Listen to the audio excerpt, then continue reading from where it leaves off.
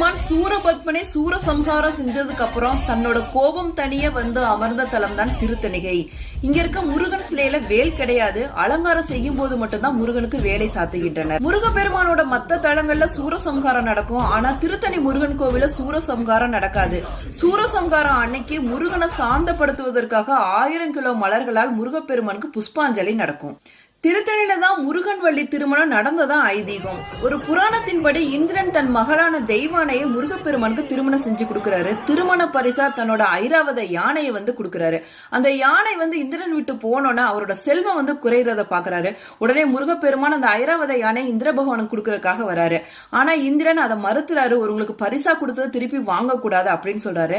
ஆனா அதுக்கு பதிலா அந்த யானை வந்து என்னோட திசையை பார்த்தவாறு இருக்கட்டும் அப்படின்னு கேட்டுக்கிறாரு. அதனாலதான் பாத்தீங்கன்னா திருத்தணியில இருக்க யானை சிலை வந்து கிழக்கு திசை நோக்கி இருக்கும். கிழக்கு திசை வந்து இந்திரனுக்கு உகந்த திசை.